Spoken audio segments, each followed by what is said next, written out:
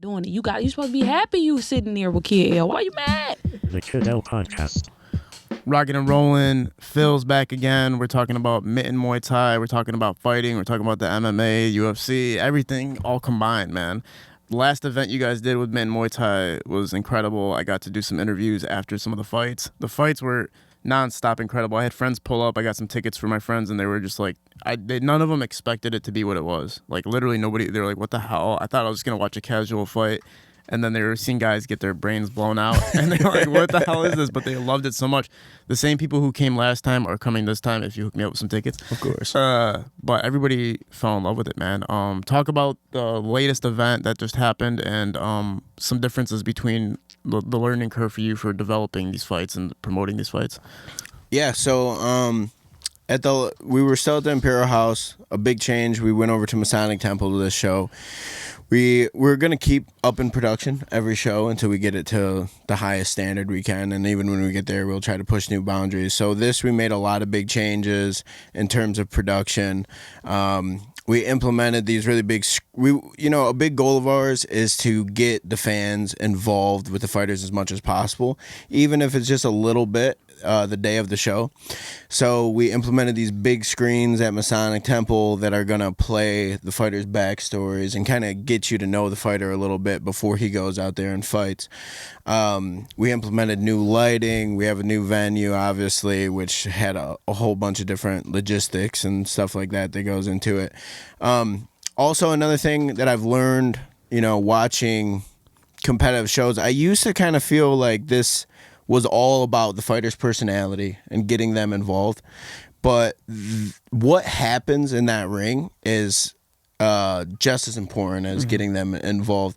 So there was a show that happened like a few weeks before ours, and there was a lot of people who went to that show who'd never watched fights before. They didn't have the experience that your friends had because all those fights were popular people who couldn't really fight. And it was boring. They couldn't hurt each other. They couldn't make them bleed. They couldn't make them knock out. So we're really focused on putting on high-level competitors who can really fucking hurt each other in there. Yeah, and it's like this new era of YouTubers fighting and stuff like that and like setting up these matches because they have such a high following that if they sell out, they can say we have an event coming where we're fighting, everybody's going to pull up and watch it. Not to say that those guys are YouTubers, but that's kind of like this new era that we're kind of walking into, like the Paul brothers and all that type of stuff. Even though they can fight, there's a lot of more YouTubers that really can't fight, or like social media guys that really can't fight, or rappers that really can't fight that are trying to do this stuff, but they're selling the tickets. Yeah, and that's what it is. That's where the money is. So the promoters are going to push it. Everyone's going to go for it. And that is the trend right now. I do think it's going to fall off sooner than later. I mean, obviously, you want superstars. The more popular, more related the people are to the fighter, the better. But if you watch Nate Diaz and George Masvidal box, it was like they couldn't hurt each other. It was boring as fuck. And I think as more and more of those fights happen, where it's like you guys are just in it for the money, just trying to take our money. There's no real competition going on here. People will fade off of that curve, I think. Right. With Mitten Muay Thai, when I was watching the experience, I was like, these guys are actually trying to kill each other. So either they have like a mental illness or like I don't know what's going on, but they were literally trying to kill each other. When I'm sitting ringside, I watch it and I go like, it's scary how somebody can actually die right now. Like it's actually when you're watching it on TV, you're not thinking about it for some reason. I have no clue why. But when you're watching it on TV, like, oh yeah, whatever happens, happens. But when you're actually ringside, you're almost like scared. Like, yo, these dudes are actually trying to kill each other. There is no like holding back. There is no fucking backpedaling. A lot of the guys in the last fight that I got to watch were going forward, and I know that's a huge part of Muay Thai that you get points based on moving forward, and you lose points if you move backwards, right? And everybody took that seriously. Like, it was rare that somebody would actually go back. How are you guys vetting who's on the cards? Is it the same system that you used previously, or have you made any adjustments to, like, how do you get people placed in? We've made some adjustments. So, on our first cards, we had some issues where, if you fight for any promotion, they match you based off record almost solely, where it's like if this guy and experience level, so if this guy has 4 fights and this guy has 4 fights, then we match them together. But a lot of the promoters aren't as like involved in the fight community as I am, so I try to take in consideration what style of training they have, what level is their gym at, what level their coach is, so we can always try to make these fights as competitive as possible. If I know they're a heavy grappling MMA gym and this guy's trying Muay Thai, he might have 5 fights, but he's not gonna really compete with a guy with 2 or 3 fights. So we take that into consideration, which we didn't do before. And then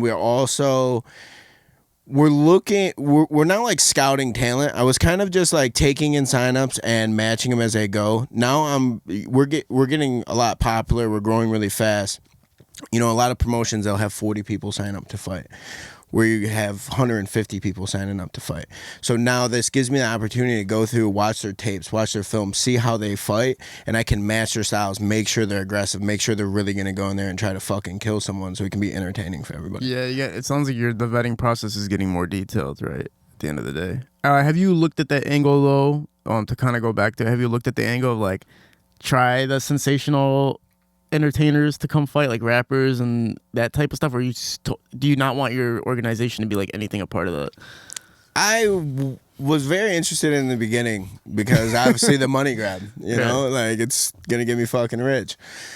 I'm not interested in it anymore. I think if we can build a platform how we plan to do with the right funding and everything like this, we can make everyone has a story. We just got to find it and tell it, and we can make the fighters who are talented entertaining and make them the superstars. Yeah, there's a couple guys like Stackboy Ty and Snapdog. They're Detroit artists that actually do take fighting very seriously, and when they post that they might fight, it's like the comments on the internet are loaded. Like everybody's willing to pull up like hundreds of thousands.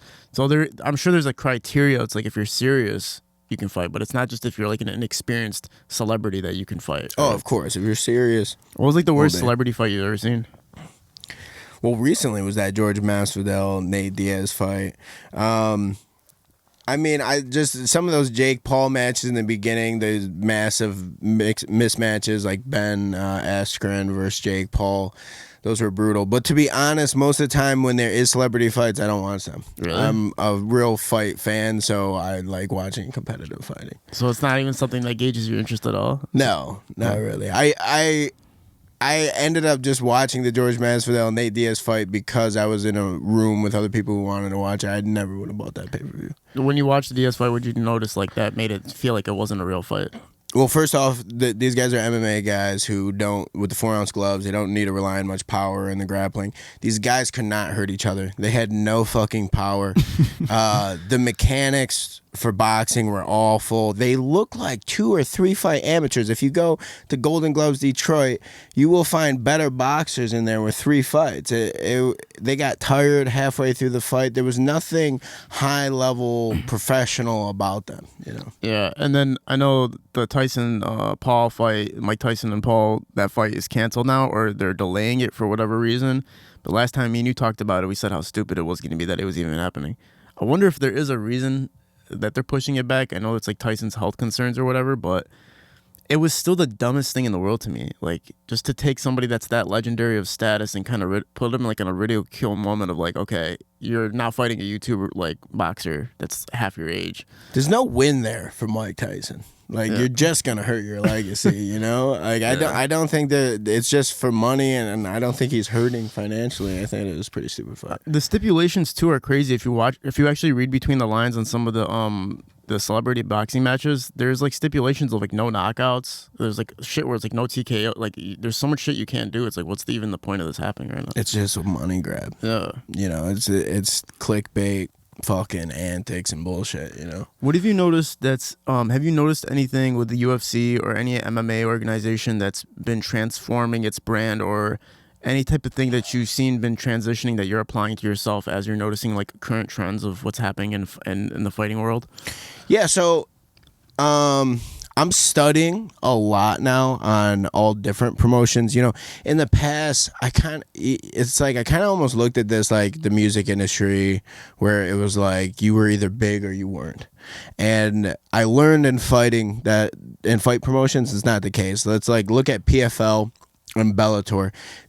No one knows any of their fighters, and they just got evaluated at $500 million for their company. So now I'm studying everyone's moves and how they work, because there's a lot of organizations that no one has heard about, but they are still really prominent in the business realm. They're just not a multi-billion-dollar company like the UFC. So we're studying like Karate Combat, Bare Knuckle FC, UFC, One Championship, and I'm just taking inspiration from each of them and trying to make what we think our vision should be for MMT. You have UFC. They're like the really sports professional side of it, get deep into the fighters' backstories. You have Karate Combat. It's pretty much all fucking antics. BKFC is like, you could line the brand with all brutality, you know, and just violence. One Championship is all like competitive, respectful. This is just about the sport. And they all lean heavily on these brands, and we're going to try to mix in the good side of all of that for MMT. Oh, yeah.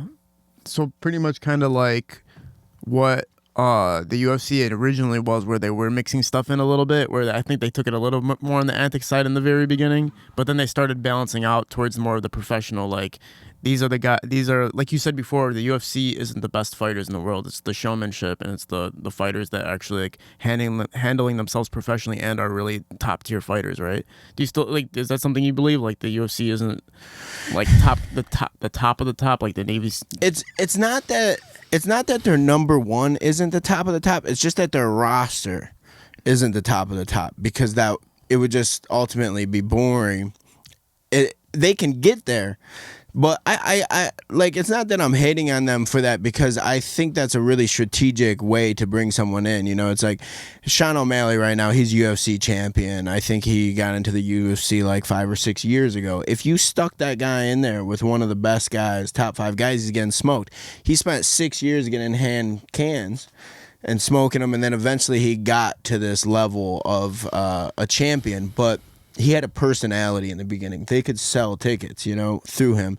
So they don't necessarily, there might be some Dagestani guy who can't speak English and isn't very marketable who can fuck up number one in the world. That doesn't mean you're going on to the UFC, but doesn't mean their number one guy isn't the champ. Luke Lisi said it on our podcast the best. Like, you can work out all you fucking want and beat the fuck out of everybody all you want. If you're not working on social media, if you don't have a personality and you're not putting yourself out there, you're never getting signed. You know, the goal, it's a business, and these guys' goals is to sell tickets. This is our goal, is to sell tickets. So being a great fighter is not enough. You have to be a great fighter and a great personality.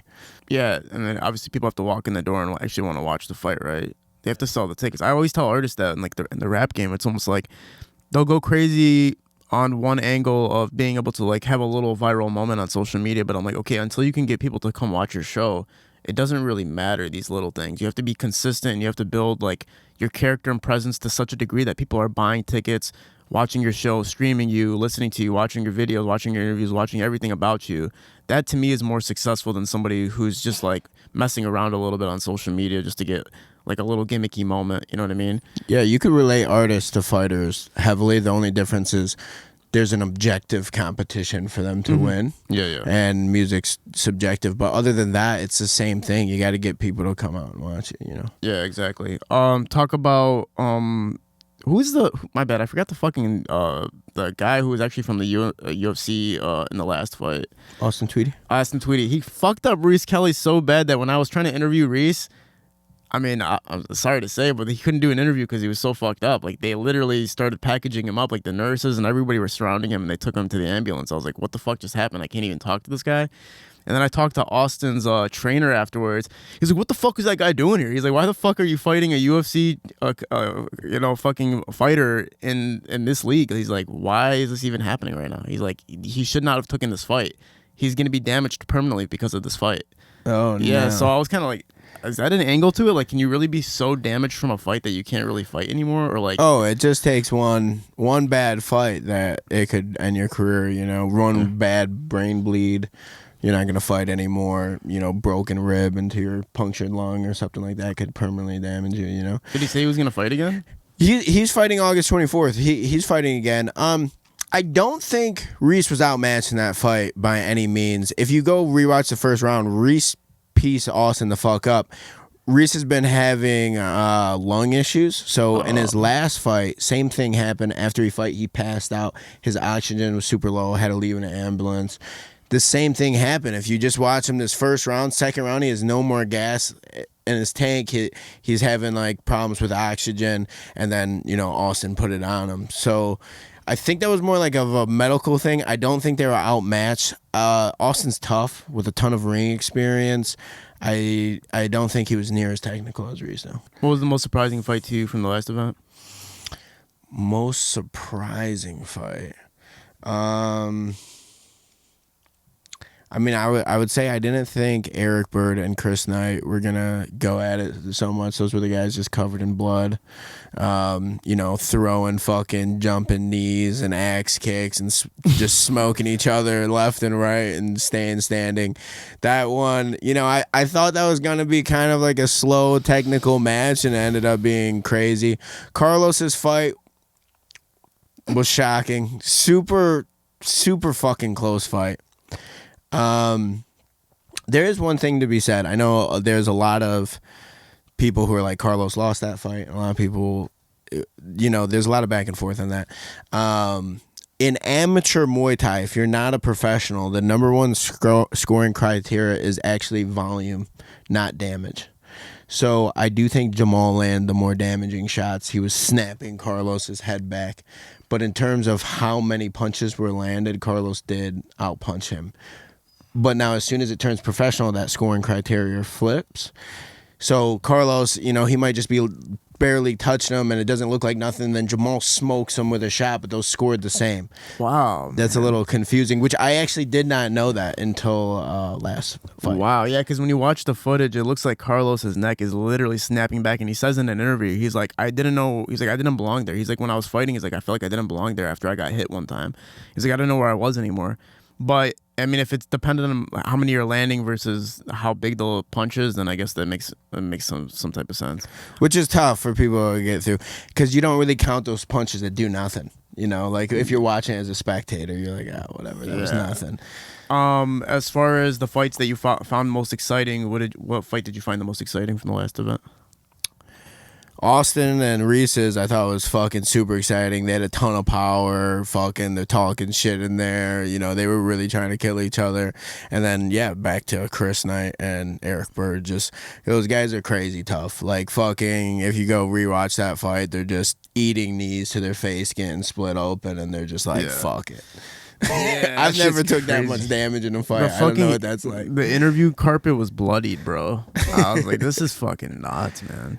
The attendance was crazy on the last one too. So this one is going to be at a different venue. Was there any reason for why you guys decided to upgrade venues?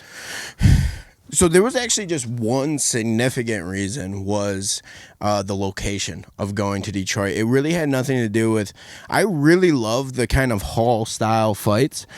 It gives you an opportunity for it to be more like a night out rather than sitting in a seat and watching the event the whole time. So when you go to this hall, you can move around, talk to new people, meet new people. If you're going out to meet girls, drinking, whatever you want to do it, you can treat it like a bar night and watch some cool shit throughout the time. At the arena style places, you're in assigned seating. So I'm actually not I'd actually like to stay away from that for the first couple of years, But in Clinton Township, there's no nightlife scene. And these fighters come from all over, so people are driving an hour away, to go watch people fight. And if you want to go out after the event, you want to make a night out of it, you go watch the show, you want to go to the bars or the clubs and drink, there is nothing to do in Clinton Township. No. So the Detroit was more of like a centered place where you could go make a night out of it after, and it could get people from the west and the east side to meet there with that not being such a long drive for some people, and that was really the only reason. Yeah, it makes a lot of fucking sense. My friends that are coming said they are probably going to walk in and out and whatever. And it's like, if you're walking out into Detroit and you're just walking around the lake, that's fucking sweet, right? You're just chilling. I like the direction it's going. It looks like it's very hard to do, which I did. When you watch it, again on TV, you don't realize all the depth there is to having to run these events and promotions and stuff. I'm sure for you now, the appreciation for watching UFC is probably fucking magnificent, right? It's like I don't even understand it. Like that is a mega fucking operation. Dude. Yeah. Monstrous, you know. But that's our goals, you know. Or I mean, realistically, what end up happening if we scale this correctly is we'll scale it to a point where someone like the UFC is like, okay, you guys did all the infrastructure and all the hard work. Here's $100 million. No, get the fuck out. And if you don't sell it to them, they'll just do it on their own. So you kind of are in a position to sell it to them. Well, that's an interesting thing. Is like you mentioned a lot of these new fight organizations and fight organizations that have been around for a long time. Where it's like, is everybody trying this now? Like, do you think it's getting like, is there a surplus of people promoting fights and starting fights? I know there's a few in Detroit that have emerged where it's like they're more underground style. They're not really trying to scale, but I feel like people, because the utility of promotion is more accessible now, and because people are kind of figuring out the system a little bit, that there is more of a saturation coming. And even for network TV, it's like there's more fucking fighting shows than there's ever been, right? So there is definitely a saturation coming, but I don't think we can underestimate how much room combat sports have for growth. To me, combat sports is the best sport in the world. I'm going to, you know, even if it's random people that I don't know and I'm not fans of, I would much rather go watch a fight, and I think a lot of people would, than a football game that you've never heard of. Like, if you're not a fan of that team, or a basketball game. But if you compare the UFC, this giant mecca of combat sports, to the NFL, you know, the UFC is here. There's plenty of room for this sport to grow. You know, really, combat sports, besides boxing, obviously, has only been popping off since the early 2000s. We're only 20 years into it. You know, we have so much room for growth.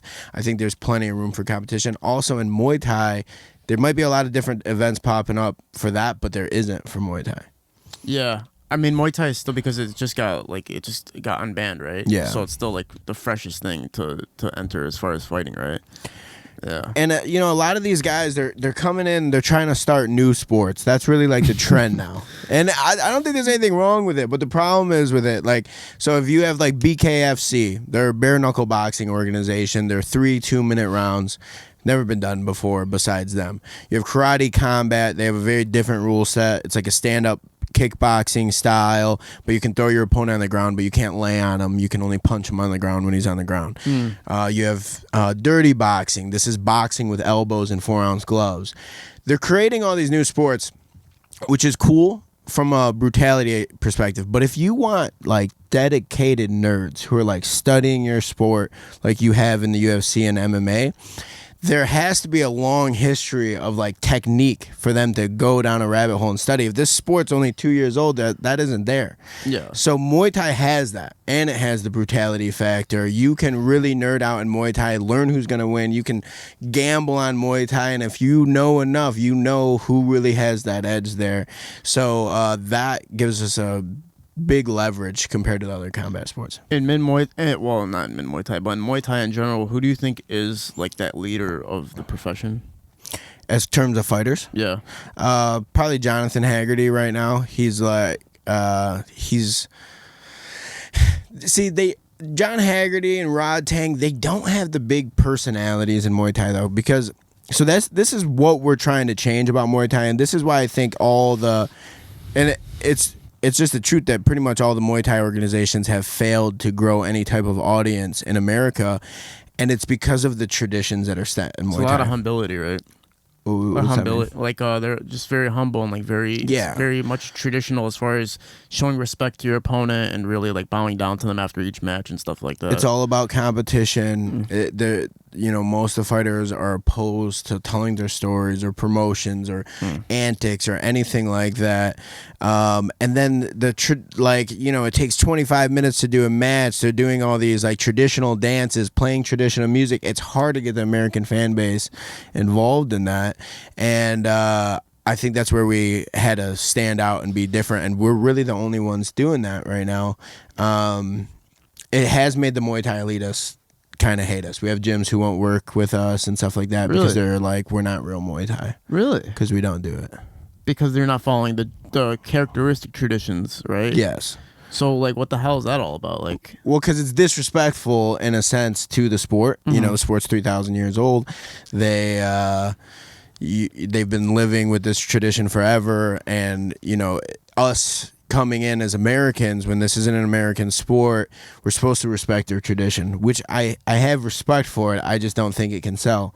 So us getting rid of it, that was kind of like disrespectful to the tradition of the sport. What part did you get rid of? So fighters fight to Thai music and Muay Thai, always, unless it's in one championship. And it's basically just this loud music that plays and it keeps the rhythm of the fight. It's very foreign sounding. We killed that. That was a huge deal.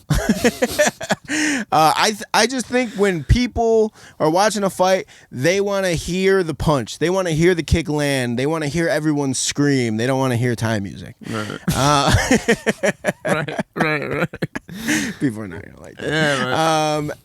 We have got rid of the Y Cruise. So this is like a tradition before the fighters fight that they do in the ring. We've got rid of closing off the ring where they go around. It's basically just ceremonial stuff that gets done before every Muay Thai fight. So it's like opposing to like what the WWE is, which is like the whitest trashest kind of like visualization of what's going on in America, right? Yeah, I'm trying to white trash out Muay Thai a bit. Hey man, at the end of the day, more people are gonna make money. More people are gonna be able to feed their families. More people are gonna get entertained, find appreciation for the sport because there's exposure for it, right? Yes. Unfortunately, the consumer wants entertainment, and entertainment is not just subject to physical performance. It's also learning about the personas, learning about the person's background, all these types of things that get people engaged in the sport. Now, if they're sitting there as a culture and going like, well, we don't care, we'd rather be broke with our sport than do that, then I mean, teach its own. But there's a lot that are like that because there is something special to be said about that. Yeah. If you are spending 20 years on a sport that you're never gonna make money in, you have to love the fuck out of that sport. Yeah. And they love that about the culture. Like, you're doing it just because you love to bang it out and fight, never for the money, because there is no fucking money for you to make. Yeah. But I do think it's kind of sad when guys have put 20 years of their life into it. Now they're 40 years old and they're about to go like get a job at Walmart and have no skills. They only know Muay Thai. Yeah, opportunity only creates more opportunity for more people. So it's like if you're fucking, let's just say Tai Ben fucking somehow became like a legend at this shit. He's a really great fighter, but just somehow he became a legend at this shit, and he became a Conor McGregor figure for Muay Thai. And it's like, think about how many people he's going to be able to feed, and the community he's going to be able to feed, and then that builds more communities, and it's just like, it's worth it, bro. Like, money, I don't know. That is a good point though. Like, money over your moral and ethics at the end of the day. Like, your ethics versus money. When do you cross that line? I'm sure in fighting I'm sure in the UFC, MMA was probably similar to some degree. I'm sure they broke some rules as far as tradition is concerned. Well, MMA was fucking brand new. Yeah. Like, they started it like with the intent, like, we love WWE and we're gonna make WWE real. Yeah. That was really their goal. Bro, can you believe people still think WWE is real? Wait, who? People still think that fighting, like wrestling, Like is real. adults? Yeah, I know some adults that still think it's real, like where they don't know that it's kind of scripted as far as who's gonna win or not. The punches aren't exactly real. I know people like that. I'm not gonna say who because it's my ex girlfriend's brother. I'm not gonna say you, but it's my ex-girlfriend's If I show brother. you a picture of this guy, you're gonna be like, oh yeah, he fucking thinks this shit's real. Come on, dude. You see the people in the audience? Let's get real. It's not. Yeah. I'm not saying they all think it's fake. I mean, all think it's real, but there's some people who actually think that shit's real. You sit there and like, this fucking. Yeah, WWE is not real, especially who wins or loses. That is all scripted. I have friends who work in professional wrestling. We have a podcast that covers MMT fighters and stuff. They also work in wrestling, and now everything is scripted. Now there's a lot of improv, like during the match and stuff like that, but even that's mostly practiced out. Yeah, I saw some behind the scenes footage of like them recording the wrestlers up close, and you could hear them communicate, like, I'm about to do this, and then the guy'd be like, all right, bet, and they would do the move and shit. Those guys are athletes, and it's talented. It's like a live play, but with like jumping off a fucking rings and shit like that. So it's cool. I think WWE is cool, but it's definitely fake. With that time that I forgot what wrestler slapped the interviewer, but do you think that was fucking fake? You ever see that video of that guy? No, There was a I've never seen wrestler that slaps the He slaps the interviewer. He's like, "You think this is fake?" And he just fucking slaps the interviewer. You've never seen that? No. Bro, I have to pull it up. It's like a short ass clip. I'm sure they have real fucking problems they're going, because those guys take that shit fucking serious. Oh, we see. Like when they lose a scripted match, they're hurt. Oh, for sure. Like actually hurt, because they're like, the company made me lose this fucking fight. I must not be selling enough. This is it's a 42 seconds. Used to be tag team partner of Eddie Mansfield, the wrestler who's just told us how every match is fake. I asked Schultz questions that I assume all wrestlers have been asked dozens of times. What? Is this a good business? Yeah, it's a good business. I wouldn't be in it if it wasn't. Why is it a good business? Because only the tough survive. That's the reason you ain't in it. And this punk holding the camera reading he ain't in it. Reading these rednecks out here ain't in it. Because it's a tough business. That's terrific. What, is that all you got? I'll ask you the standard question. You know, Standard question. I think this is fake. You think it's fake? That was real. That was real Huh? as What the fuck. hell's wrong with you? That's open hand slap, huh? You think it's fake? Huh? What do you mean? That was real as fuck. Yeah, that shit. They need to bring shit like that back. That's fucking awesome. Yeah. WWE and UFC are owned by the same company now. Are you serious? Yeah, they bought Endeavor Group bought both of them, Also, Endeavor Group owns the UFC. and the WWE. wow. They're just a mega monster. So what is now. Dana White's role in like everything? He just founded the UFC and then he sold it or something? He didn't find the UFC. The UFC was founded in 1996. Dana White, I believe, came in 2001, I think it was, or 2000. So UFC was going bankrupt. And Dana White came in, and the Fertitos brothers actually bought it. Dana White was a gym owner at the time who was getting into promoting, and he was doing a lot in boxing, actually. And then the Fertitos brothers, these were just investors with, deep pockets, and they ended up buying the UFC for $2 million. They put Dana White in charge, gave him 10% of the company as CEO. Wow. Yeah. So you have to be doing your research now because you're watching somebody who he acquired something and then turned it into something that was, I've watched every Dana White interview, background, and there's thousands. I've just watched every single thing ever, trying to get every piece of detail out, like how he runs the company, how he scaled this fucking thing. Do you see any difference between when you're watching Dana White's growth of his organization versus these other new coming organizations? Do you see is everybody trying to mimic his kind of blueprint, or do you feel like there's people taking different approaches to how they're scaling their promotional fights and their events? No, there's people taking different approaches for sure. One thing that's really cool about the UFC is Dana White, I don't know if after Endeavor bought it, this is still true, but for the longest, he had complete control as CEO. So just like any megacorp, like if you guys watch movies on like Steve Jobs or something, if Steve Jobs was trying to do something, board needed to vote on it, they could say, no, you're not building this new thing or anything like that. This makes it a little harder to get things done sometimes, but it also can protect the company sometimes. Dana White had complete control. If he was like, hey, this is what the fuck we're doing, that's what they're doing. Wow. And it was his vision the whole time, and he led the way on the whole thing. The other companies, they have boards, stuff like that. Sometimes a little harder to get things done. Yeah. You guys, I know the biggest thing was you guys, the sizes of the gloves were the biggest things that you guys were trying to figure out. Do you guys have you guys figured that out with the ounces of the gloves yet? No, so the gloves came in 0.6 ounces under regulation, so we won't be able to use them. And we're just trying to get it switched over. Right now, 29 states have legalized 4-ounce glove Muay Thai. One championship is from Thailand, is making a push in America. They're doing an American tour this year for Muay Thai, which is going to grow the sport a lot. It's going to be great. They're going to do tons of marketing here and stuff like that. But Michigan is always kind of last on the list to get things done in terms of staying ahead on combat sports. We don't have bare knuckle boxing here. 36 states have legalized bare knuckle boxing. Karate combat isn't legal here. All of these combat sports. That's why you don't have these big events that are come to Detroit, because they can't. The athletic commission doesn't let them. We're hoping they turn it around.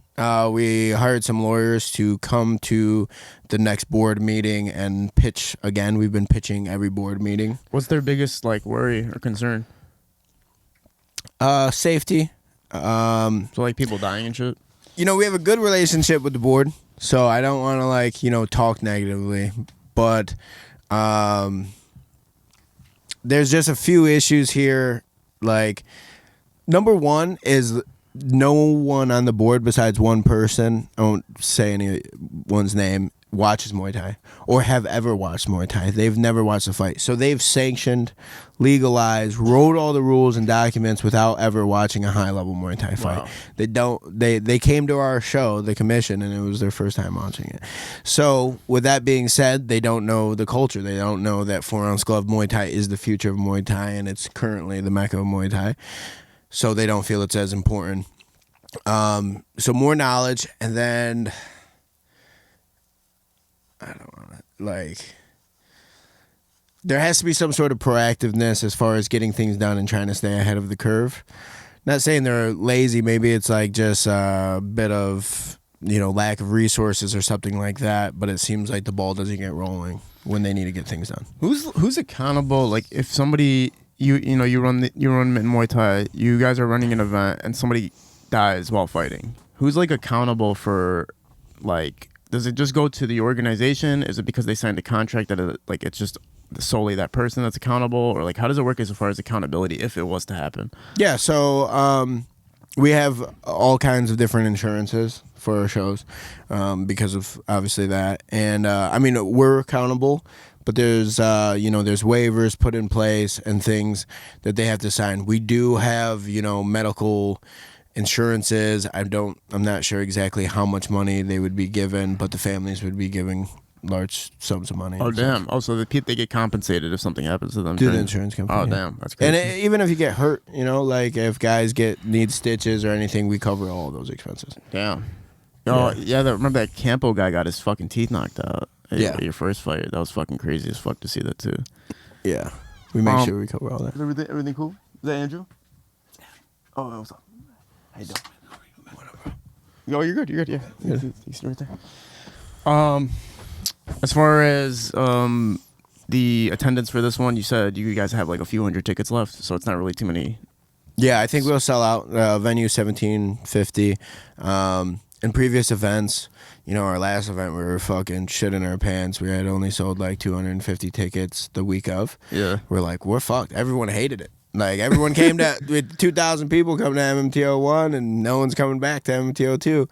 And then, the day before this fight, we sold like 1,300 tickets. What do you think happened? How do you think it just randomly, just like more people decided last minute to go, or like what the hell happened? I think there was a lot of hype behind the first event, and everyone was kind of worried it was going to sell out, so they all bought in advance. And then with the second event, I think there was more like, do I want to go or not? I'll make up my mind the week of, and then bought. Same thing here. 2 weeks ago, we were at 350 sales. Now we're at, like 1,200. Yeah. So, but either way, I think I don't even think we'll have tickets available at the door. I think it sells out. And the VIP is like balcony seats and stuff like that? We have front row VIP, balcony seats. There is some tables, but those weren't sold to the public. It was for sponsors and closer people and stuff like that. Okay, dope. Is there anything you want to talk about the fight, the specific one coming up?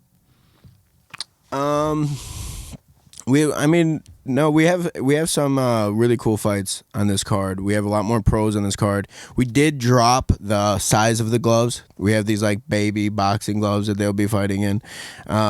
So we're hoping for more knockouts there. Jesset, who got his teeth knocked out at MMTO1, he's coming back to fight Greg Sizemore. MMA coach out in Belleville. Been fighting his whole life. That is going to be a brutal fucking war. Josiah Pila, he beat in his last fight the #1 fighter in America. He was the freedom title holder. He's our main event for MTO2. He just came out of retirement for this fight, fighting Brian Glidden. He's been training 15 years and is probably the longest veteran in Michigan. And then we have Carlos Cerda. We're really putting him to the test this time. We put him with a harder opponent than Jamal. So who he actually lost to a couple of years ago. Okay. So that's a really fucking tough fight for him. The main cards all gonna be fucking bangers though. Is anybody from kind of like anything higher the stature of like UFC or anything like that? Did anybody come from those leagues or anything like that? All of these are more dedicated Muay Thai fighters. So see, the UFC is actually a very low standard for Muay Thai. I would say like a mid-level amateur could beat the majority of UFC fighters in a striking competition, but they're different sports, you know? So we're kind of actually going to be trying to stay away from, you know, like UFC caliber and trying to go above that. So I would say most of our main card guys are... What would be above UFC as far as Muay Thai? You'd have to go direct to the source of like where these guys are really like just underground fighters and shit. Well, one championship is the Mecca, and then you have like the Warriors Cup and Freedom Fight title holders, TBA champions. We have TBA champion on this card fighting Fernando Baz. That's gonna be scary. Talk about that. Break that down for us real quick. So Fernando is taking a massive step up in competition. He has only been fighting for a year, and he went to TBA, did really well. His first fight was at MMTO2, and he moved up to 5-1. He fought 6 times in just a couple months. He had an opponent for this fight 2 weeks ago. That opponent last week. That opponent backed out. Last minute, we had Mason Shalil jump up and want to fight. This guy is TBA, so that's the Thai National Championship in America. He's the champion for this year. He is 15-7, been fighting for 5 years. Massive mismatch, honestly. I didn't want to put the fight on, and I've told Fernando, this is the only name I have for you. Let's just get you a fight on the next card. And he's like, fuck that. I want the fight. I don't know how this is going to go, but we'll see when we get there. Well, it sounds like you kind of made up your mind on what's going to happen. God damn. You have no faith in this guy. I have faith in Fernando. Fernando's probably the toughest fucking kid I've ever met. But there is levels to it as for terms of once you get to a higher level, everybody's tough as fuck. So especially in striking. MMA, you can get away with it. You know, you can wrestle, you can get punched in the face and take someone down and stay safe. In Muay Thai, the higher level you go, you're going to take a lot of fucking damage. So there's no hiding the toughness later on. Cool.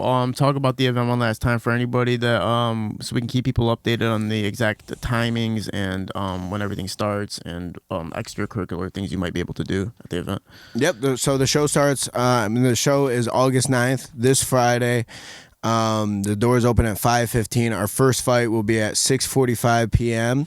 We'll have the prelims going on there. These are amateur fighters, and the professional fights will start at 8:30 p.m. for our main card. Okay, cool. Yeah, like I said, man, the last event was ridiculously intense, bro. Like, I'm trying to stay away from ringside this time. It's a little. Last time I actually started ringside, and then I started backing up. Really? Because I was like, it's hard to interview somebody after you just seen them get their ass whooped. So I was like, and the brutality they go through too. So I'm like, I got to keep distance from like this emotional tie that I have to them watching the fight. You know, when you interview somebody afterwards, you kind of have to be empathetic towards the fact that they were just in a war zone. Yeah. And you kind of forget that sometimes. You'll be like, so how was it with getting knocked in the face? Like, come on, slow it down a little bit, man. Like, you have to catch yourself when you're doing that, because the closer I was to the ring, the more empathetic I was, and the further back I got, I was like, okay, it's easier to just be like, you know, I can talk to you about this more. So now. would you actually feel like kind of bad when a guy was getting smoked in there? Yeah, it was exciting, but it was also like, oh my god, like, what is it's a human at the end of the day. It's a guy, and then you see how sweet and nice they are. Sometimes afterwards, they're like bowing, and they're like, so, you know, everybody graciously bows down after each fight. So when you see that, it's like, damn, the amount of humility you have to bow down to somebody that just whooped your ass is crazy. Like, if somebody beat me up in front of all my friends and family, I'm gonna try to fight you after I lost. Like, Yeah, I don't fucking know. So, but yeah, the graders are a lot of character, and I like how you said that earlier about bringing the characters and bringing out the real personas of these fighters, because they are really great people. They do have a lot of personality. They are funny. Like, I know Serta was talking about how he was mall security. Yeah. I literally ran into him at the mall at Macy's. It was the craziest thing. I was like, oh my god, you really are like you really work here. And it's like, you really get to hear their background stories. It's one day they're just working at a regular job, the next day they're fighting for their life. Mm-hmm. So it's really, they have a lot of depth and story to what it is behind them. So hopefully we can push that even through the interviews and what we're doing here and get some of these guys on the couch. Other than that, man, we'll catch you guys August 9th, Masonic Temple, man. Pull up. I'll be there doing interviews. I'll be at the press conference as well for any of the fighters that are going to be there. So I'm going to really hit you guys with some bullshit ass questions. We're at Parallel